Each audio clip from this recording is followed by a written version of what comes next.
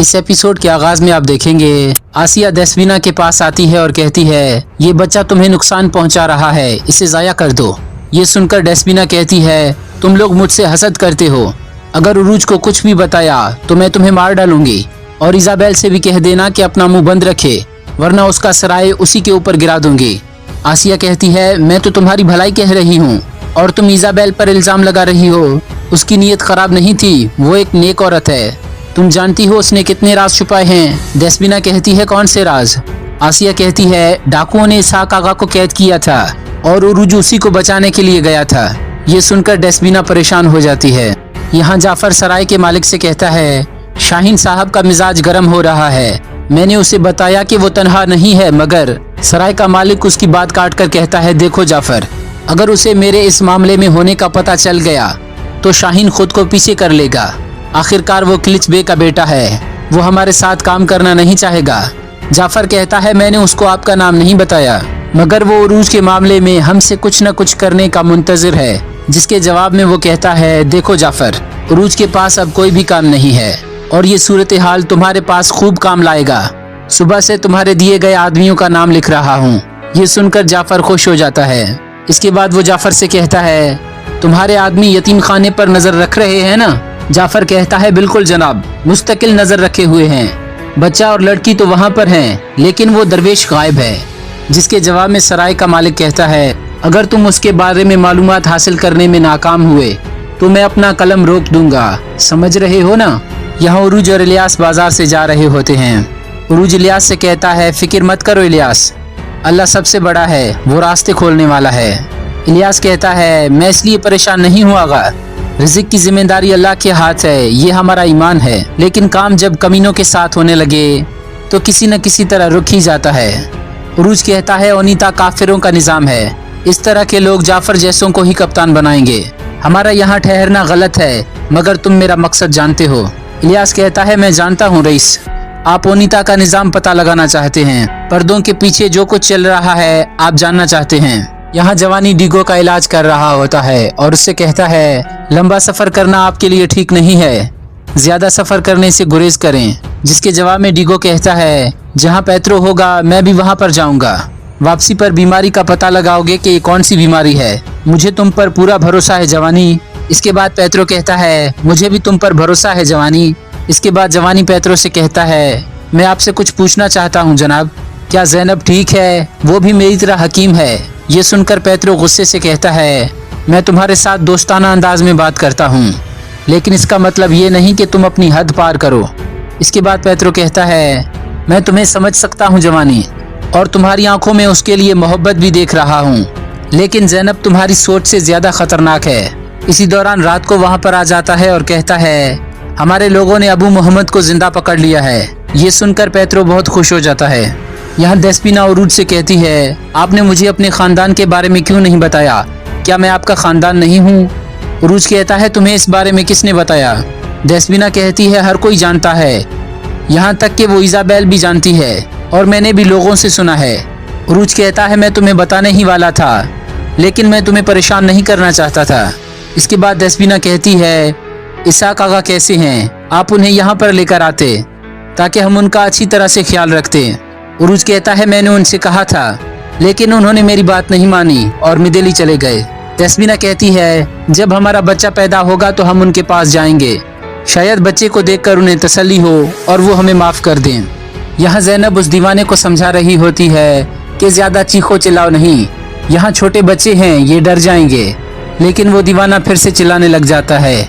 इसी दौरान लीना ज़ैनब के पास आकर कहती है मैंने हर तरफ देखा है, हमजा नज़र नहीं आ रहा। ये सुनकर ज़ैनब कहती है अब तुम बच्चों का ख्याल रखो और मेरा खंजर उठा कर लाओ। यहाँ हमजा एक कुएं के करीब खड़ा होता है और रो रो कर अपने बाबा को याद कर रहा होता है।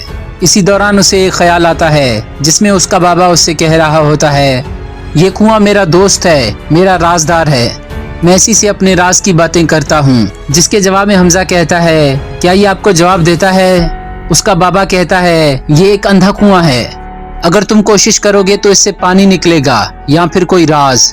इस ख्याल के बाद हमजा उस कुएं से एक बाल्टी को बाहर निकालता है और उसके नीचे से एक थैली निकालकर अपनी जेब में डाल देता है और एक खत भी निकालता है जिसे वो पढ़ने लग जाता है। इस खत में उसका बाबा लिखता है, अब तुम एक मकतूब पढ़ रहे हो, इसका मतलब है कि मैं इस दुनिया से रुखसत हो चुका हूँ। मुझे तुमसे 2 चीजें मतलूब हैं। एक अमानत तुम्हारी गर्दन में डाल दी है, उसे मिदेली के किताबों वाले उस्ताद सुलेमान के हवाले करो। वो अच्छी तरह जानते हैं कि क्या करना है। वहाँ तक पहुँचने के लिए मैंने कुछ रकम भी रखी है। मेरी तुमसे पहली वसीयत है, ये जो तुम्हारी गर्दन में अमानत है, इसे हरगिज जालिमों के हवाले मत करना। तुम्हारा नाम हमजा है और हमजा कभी जालिमों से नहीं डरता, तुम भी मत डरना। इसके बाद हमजा खड़ा हो जाता है और कहता है, मेरा नाम हमजा है, मेरा नाम हमजा है। ये कहकर वो वहाँ से चला जाता है। यहाँ इजाबेल जाफर को सोना देते हुए कहती है, ये लो और यहाँ से दफा हो जाओ। जिसके जवाब में जाफर कहता है, इतना गुस्सा मत करो, तुम्हारी खूबसूरती कम हो जाएगी। मेरा चेहरा देखने की आदत डाल लो, क्योंकि अब हम काफी देर तक कारोबार करने वाले हैं। इजाबेल कहती है, फिक्र मत करो जाफर, जल्द हालात पहले जैसे हो जाएंगे और मेरे बाबा जान जाएंगे कि वो नाअहल लोगों के साथ काम कर रहे हैं। इसी दौरान जाफर का आदमी आकर उसे कहता है, साइड में आए, मुझे आपसे बात करनी है। जिसके बाद वो उसे हमजा के बारे में बताता है कि वो कहीं चला गया था। अब वो एक बंदरगाह पे एक कप्तान से बात कर रहा है। ज़ैनब भी यतीम खाने से निकल चुकी है और वो भी बंदरगाह की तरफ जा रही है। ये सुनकर जाफर कहता है, अगर वो फरार हो गए तो हम मारे जाएंगे, हमें किसी न किसी तरह उन्हें रोकना होगा। ये कहकर वो वहाँ से चले जाते हैं। यहाँ मेदली में उस्ताद सुलेमान के पास वो दरवेश पहुँच जाता है। उस्ताद सुलेमान उसका इस्तकबाल करते हैं और कहते हैं, मैं आपको यहाँ देखकर हैरान हूँ, लेकिन मुझे बहुत खुशी हुई कि आप यहाँ पर आए। इसके बाद दरवेश बैठ जाता है और उस्ताद सुलेमान से पूछता है, क्या जो मैंने सुना है वो सच है? क्या कुफार के जजीरे पर हमला आवर होने वाला याकूब का बेटा खिज़र है? उस्ताद सुलेमान कहते हैं, जी हाँ, आपने दुरुस्त सुना है। दरवेश कहता है, खिज़र एक बहादुर जंगजू बन चुका है, क्या आप इसका मतलब समझते हैं? ये सुनकर उस्ताद सुलेमान कहते हैं, क्या अमानत उसके सुपर्द करने का वक्त आ चुका है? दरवेश कहता है, नहीं, अमानत सिर्फ हमारे पास है, बहुत जल्द खिज़र इसका हकीकी मालिक बन जाएगा, लेकिन अब हमें उसकी तरबियत करनी होगी। आप उसे सिर्फ वही बताएं जिसकी आपको इजाज़त है। यहाँ खिज़र भी उस्ताद सुलेमान के पास आ रहा होता है। इसी दौरान वो दरवेश को देखकर रुक जाता है। उस्ताद सुलेमान दरवेश का एहतराम कर रहे होते हैं। ये देखकर खिज़र कहता है, ये शख्स आखिर कौन है जिसका उस्ताद सुलेमान भी एहतराम कर रहे हैं? फिर वो मालूम करने के लिए दरवेश का पीछा करने लग जाता है। यहाँ हमजा एक कप्तान के साथ कश्ती में सवार हो रहा होता है। उसी दौरान ज़ैनब भी उसे देख लेती है और उसकी तरफ बढ़ने लगती है, लेकिन इसी दौरान जाफर के आदमी उसे पकड़ लेते हैं। ज़ैनब किसी तरह से लड़कर उनसे अपनी जान छुड़ा लेती है और आकर कश्ती में सवार हो जाती है।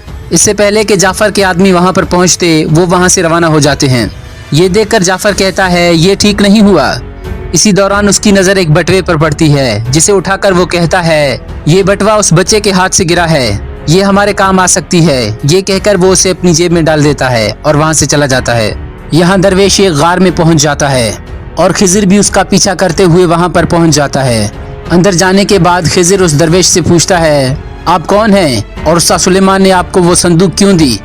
दरवेश कहता है, मैं तुम्हारे बाबा का दोस्त था और अब तुम्हारा दोस्त बनने आया हूँ। इसके बाद वो एक अंगूठी निकाल कर खिज़र को देता है और कहता है, ये तुम्हारे बाबा की अंगूठी है।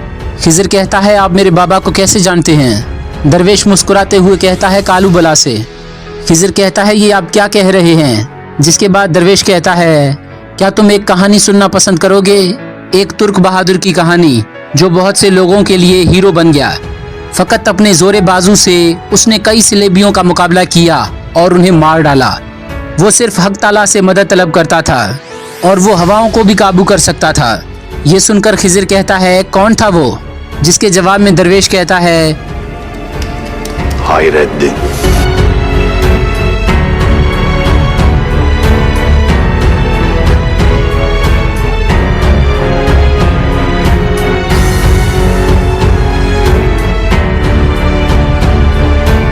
खिज़र कहता है, मैंने ये नाम कभी नहीं सुना। दरवेश कहता है, एक दिन तुम उसे जान लोगे। तारीख में, पूरे कुर्रे अर्ज में और दरियाओं में हर कोई उसे एक दिन जान जाएगा। खिज़र कहता है, कहाँ है खैरुद्दीन? अगर वो इतना ताकतवर है तो अब कहाँ है? क्या वो मर गया? दरवेश कहता है, वो एक गार में है, माँ की कोख की तरह तारीक गार में। अगर वो ठीक रहा तो उभरेगा और अगर गलत हुआ तो मर जाएगा। मैं दुआ करता हूँ कि वो ठीक रहे। ये कहकर दरवेश खड़ा हो जाता है। खिज़र भी खड़ा होने की कोशिश करता है तो दरवेश उसके सीने पर हाथ रखकर कहता है, तुम यहीं रहो, पैदाइश और मौत के दरमियान बहुत वक्त बाकी है। इसके बाद खिज़र वहीं पर बेहोश हो जाता है। और दरवेश वहाँ से चला जाता है। नाज़रीन मोहतरम, यहाँ पर यह एपिसोड खत्म हो जाती है। अगर आपको हमारी वीडियो अच्छी लगी तो हमारे चैनल को सब्सक्राइब कर लें।